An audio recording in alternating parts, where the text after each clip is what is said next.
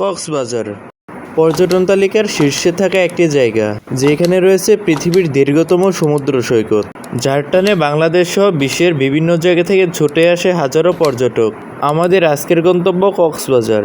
আজকের ছোট্ট ভিডিওতে শেয়ার করব কিভাবে আপনারা কম খরচে কক্সবাজার ঘুরে আসতে পারেন। তাহলে চলুন শুরু করা যাক আজকের video. Just like the day that I met you, day I thought forever. Swear that you love me, gotta last forever.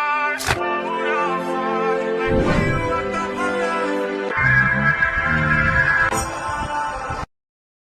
আমাদের আজকের যাত্রা শুরু হয় মুন্সিগঞ্জ সদর থেকে। 30 কোচের নন এসি বাসে রাত 11টায় যাত্রা শুরু করার পর রাত 1টায় ব্রেক নিয়ে সকাল 7:30 আমরা কক্সবাজার পা রাখি। আরেকটা কথা জানিয়ে রাখি, ওইখানে যাওয়ার পর আমার সেকেন্ড ফোনটা নষ্ট হয়ে যায়, যার কারণে অনেকগুলো ফুটেজ ওই ফোনে রয়ে গেছে।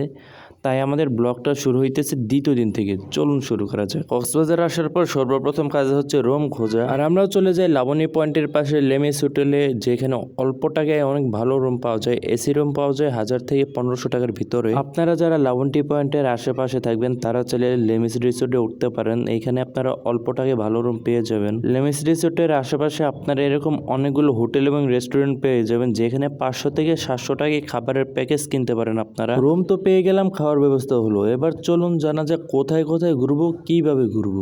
আরেকটা কথা জানিয়ে রাখি, আজকে আমার ট্রাভেল বন্ধু হিসাবে আছে বিক্রমপুর ট্রাভেল গ্রুপস। আপনারা চাইলে দেশের বিভিন্ন জায়গায় তাদের সাথে ট্রাভেল করতে পারেন। তাদের প্যাকেজগুলো অল্প বাজেটে অনেক ভালো হয়ে থাকে। আপনারা চাইলে তাদের সাথে দেশের বিভিন্ন জায়গায় ট্রাভেল করতে পারেন। তো চলুন শুরু করা যাক আজকের ব্লগ।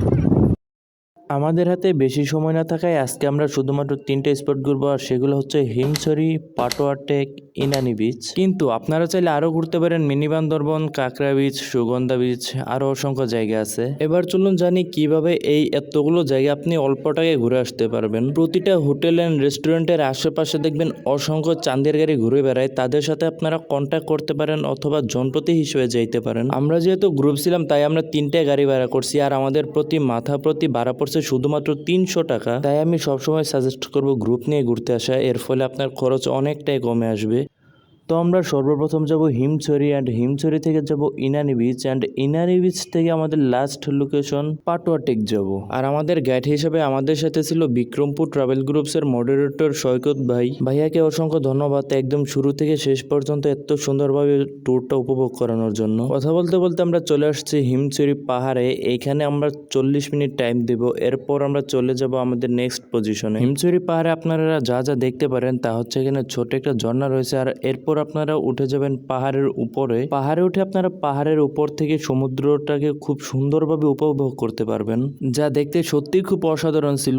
এখানে চাইলে আপনারা ক্যামেরাম্যান দিয়ে ভিডিও অথবা ছবি উঠাতে পারেন, কিন্তু তার আগে অবশ্যই তাদের সাথে দামাদামি করে নেবেন। এইখানে ঘুরোঘুরি শেষ করে এখন আমরা চলে যাচ্ছি আমাদের নেক্সট লোকেশন ইনানি বিচে। আর আমি অবশ্যই সাজেস্ট করবো যে কক্সবাজার আসলে অবশ্যই আপনারা চাঁদের গাড়ি দিয়ে ঘুরবেন। চাঁদের গাড়ি দিয়ে ঘুরে আপনারা যে ফিলটা পাবেন আর কোনো কিছুতে সেটা পাবেন না। এরপর দেখতে দেখতে আমরা চলে আসলাম ইনানি বিচ। ইনানি বিচ যদি একটু শান্ত সৃষ্ট ছিল, কারণ আমরা একটু জলদি চলে আসছি। ইনানি বিচে চাইলে আপনারা মোটরসাইকেল ভাড়া করে ঘুরতে পারেন, প্লাস হচ্ছে এর পাশে একটু জায়গায় নৌকা রাখা আছে, আপনারা নৌকা ভাড়া করে নৌকা চালাতে পারেন। ইনানি বিচে কিছুক্ষণ সময় কাটানোর পর আমরা চলে আসি আমাদের লাস্ট লোকেশন পাটোয়া টেকে। এইখানে আমরা কিছুক্ষণ সময় কাটিয়ে সরাসরি চলে যাব আবার মুন্সিগঞ্জের উদ্দেশ্যে। আমি বলবো কক্সবাজার আসলে একবার হলেও এই বিচে আপনার আসা দরকার, যেখানে আপনি পাথরের উপর দাঁড়িয়ে নিজের মনের সমস্ত ডিপ্রেশন নদীর ঢেউর সাথে ভাসিয়ে দিতে পারবেন। তো কক্সবাজার আসলে অবশ্যই এই বিচে একবার আসবেন, আর পরবর্তী ভিডিওতে বাকি জায়গাগুলো আপনাদের ঘুরে দেখাবো। তাই আজকের ভিডিও আর বেশি বড় করবো না, এখানেই শেষ করতেছি। আর খুব শীঘ্রই রাঙামাটি ট্যুর আসতেছে। সকলে সুস্থ থাকুন, ভালো থাকুন, দেখা হবে পরবর্তী ভিডিওতে। আল্লাহ হাফেজ।